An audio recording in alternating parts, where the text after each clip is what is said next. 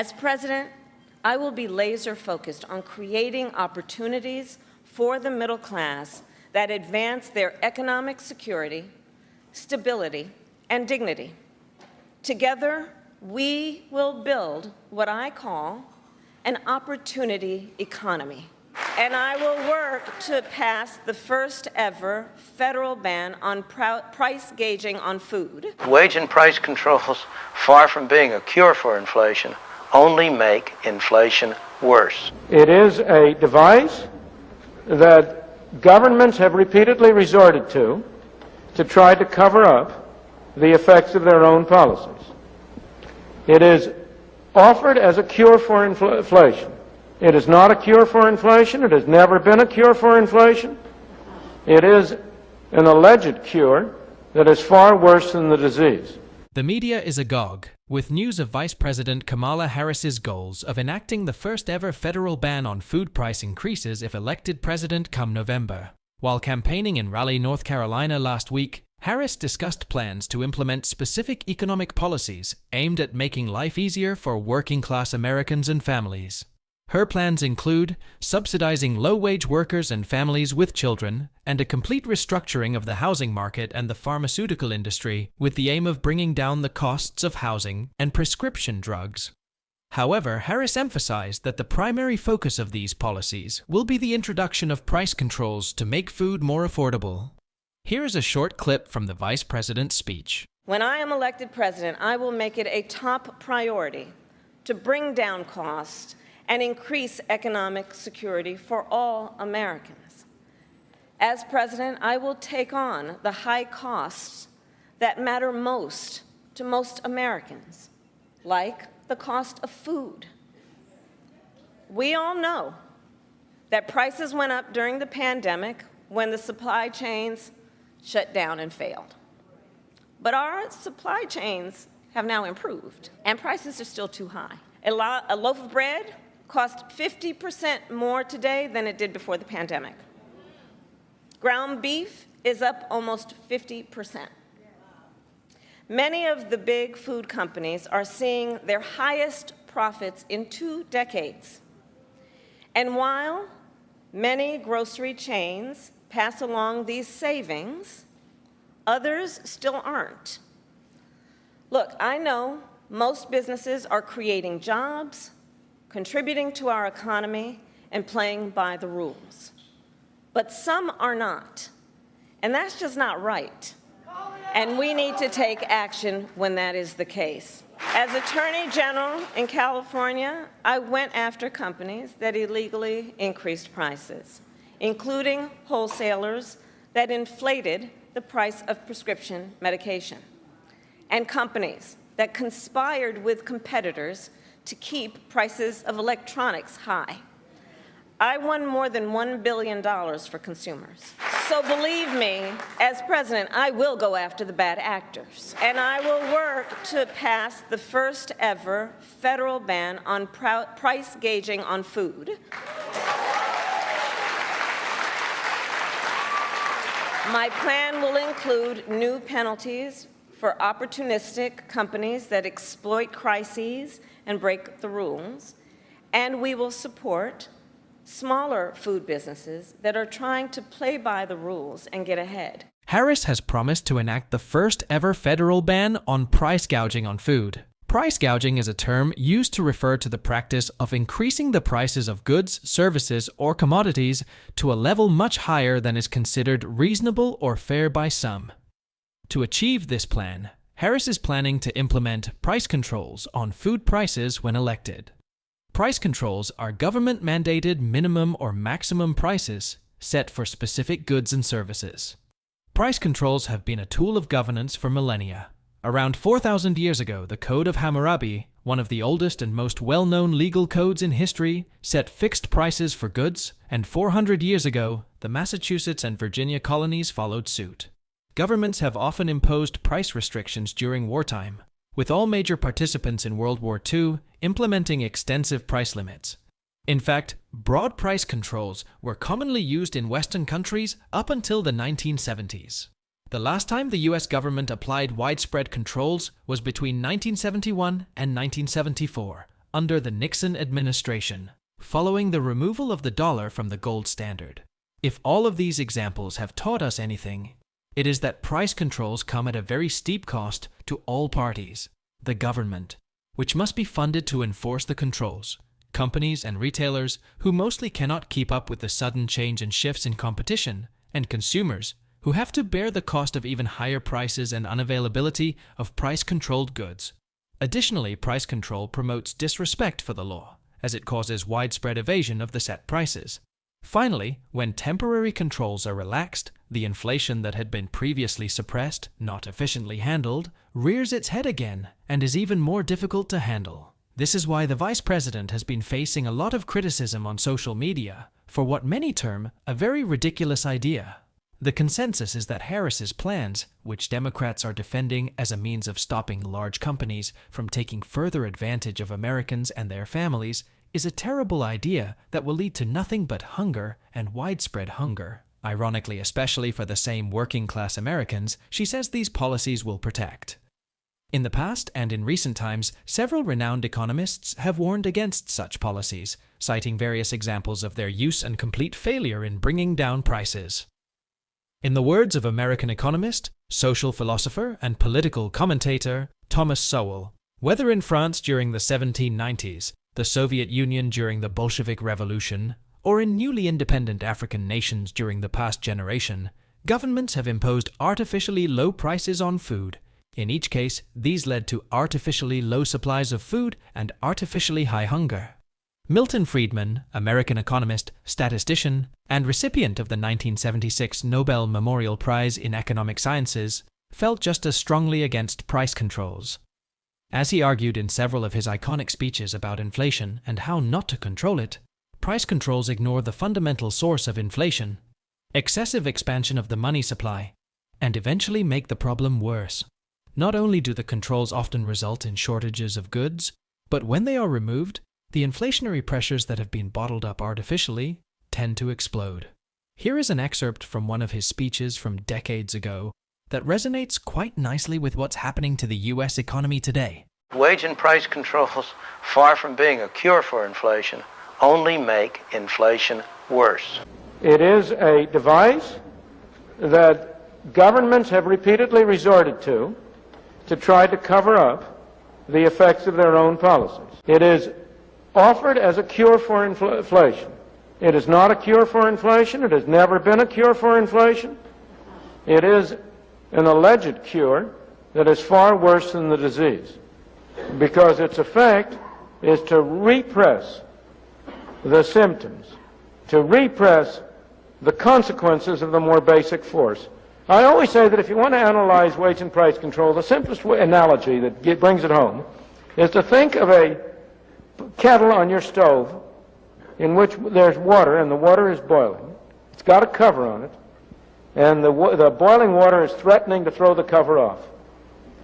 Now, obvious, sensible thing to do is to turn down the heat under the kettle. Another thing you can do is to take a brick and put it on top of the kettle, and at the same time turn up the heat.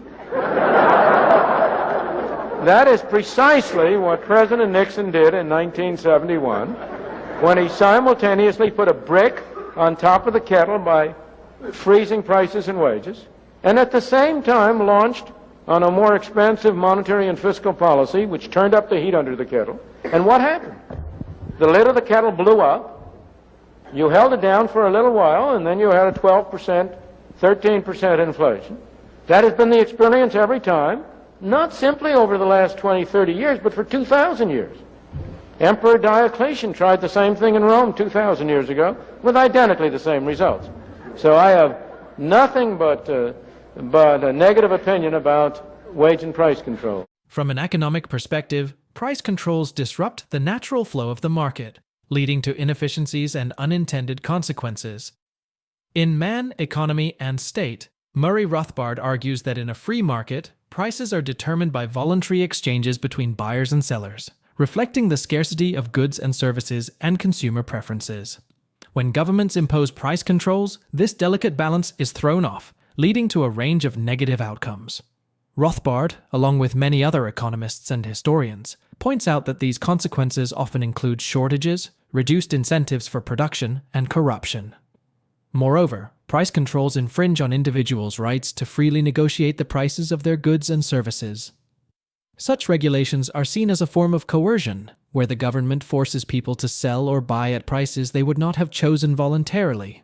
Additionally, for a behavior to be considered universally preferable, it must be applicable to everyone without contradiction.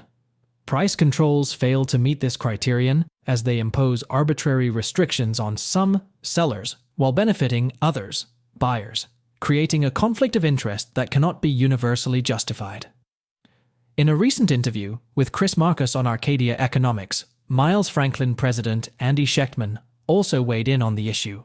Like Sowell, Milton, and 80% of the people who have lent their voices to the issue, Andy is completely against the vice president's proposals. The problem here is that she just doesn't understand what the hell she's talking about, in the respect that she's stepping on the gas of inflation, and at the same time, instead of blaming the real cause of inflation, which, as Milton Friedman would have said if we kept playing, I'm sure somewhere in those videos he would say that each and every time inflation is a monetary event, period, meaning it is an increase in the money supply. What she is doing is showing how stupid she is by blaming the effect of inflation on inflation.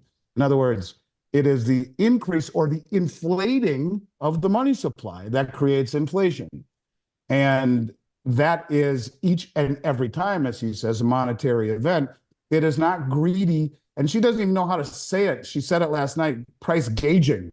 It's price gouging, and they're not gouging anything. The cost for farmers to produce the food has gone up. All of the inputs, the diesel fuel to run the combines, the cost of seed, the cost of fertilizer, most of which comes from Russia, all of the inputs cost more. And so it costs the farmer more, it costs the trucking companies more, it costs the flour mills more, it costs everyone more, it costs more money for packaging. She's blaming shrink inflation that's coming out of the manufacturers and the producers on the grocery stores. It's gross, it's stupid, and it goes to show how dumb she is and how dumb the public is. The Consumer Price Index is not a measurement of inflation. It's a poor one. It's a measurement of rising price inflation. Measurement of inflation would have been M3, which they got rid of a long time ago, which was the broadest measure of the money supply. They cited it as being archaic number no one looked at. Yeah, right. So if we don't know how much money is being pumped into the system or inflating the money supply, then we really don't understand inflation as well. There can be other factors that lead into price inflation, such as the supply chain issue. But suffice it to say, this will end poorly. And when you cap prices, you disincentivize the producers to produce. If you have a product that you're bringing to the market and it's capped, well, if the cost to bring that product to the market is such that you make no profit or such a small profit that it's not worth the headache, you'll just stop doing it. And that's what happens. It leads to empty grocery store shelves. When you intervene in the free market enterprise system that she wants to do here, you just create other distortions. But none of this addresses the real fact or the real problem. And the real problem is that we're creating $100,000 of debt per second, 24/7. That is the fact. We are a country that is a junkie spending. We're like a junkie who's addicted to spending and can't get off it and won't stop no matter what. And that's the real problem. And going around and blaming the grocery store chains as being greedy is the dumbest thing I've ever heard. When you're looking at the lowest margin business that there is, and they're greedy. No, it's the government that is greedy. It is the government who has created a handout system. The continual, complete, and total irresponsible fiscal policy of this government is the root cause of inflation and the monetary idiocy of the Federal Reserve. And to blame it on people like the grocery store owners is one of the most grotesque things, and really just goes to show that she's stupid and she does not know what the hell she's talking about. Maybe this is why they keep her from speaking, because when she does, she just ends up saying dumb things. And what's equally as disturbing to me, Chris, is the fact that the public is collectively naive and buys this nonsense. No one studies anymore. No one researches anymore. No one does due diligence anymore. In his 1966 speech, delivered to the Detroit chapter of the University of Chicago Alumni Association, titled How Not to Stop Inflation, Friedman talked at length about the dangers of price control. He said, "If inflation does consist in a rise of prices, in the price of meat going up, of wages, and of all sorts of things, then it seems most natural to say that the way to stop it is to stop prices from rising. If you want to stop inflation, let's just pass a law saying that no price shall rise. That will stop it." The main theme of my talk tonight is to say that this tempting way to stop inflation is the way not to stop it. It will not in fact cure inflation, but even if it did, it would be a cure that is worse than the disease. This approach is like saying that if it's getting too hot in this room, the way to solve the problem is to break the thermometer. In Friedman's words, inflation is always, and everywhere, a monetary phenomenon, so to curb it, we have to look for the money. In the case of the United States today, that includes the $35.225 trillion debt, $2 trillion budget deficit, $1 trillion in debt expenses, and almost $200 trillion in unfunded liabilities. Until we follow the money, like Milton Friedman suggested in 1966, and uncheck government spending and borrowing, inflation will always be a problem, and price controls will only exacerbate the problems more. Do you think price controls are good or bad? Will enacting a federal ban on price gouging help Americans or worsen the state of the economy? Please share your thoughts on VP Kamala Harris's proposals for the US economy if she clinches the election in November. Also, ensure you give this video a thumbs up, subscribe to the channel, and turn on the notifications bell for more videos like this. Thanks for watching.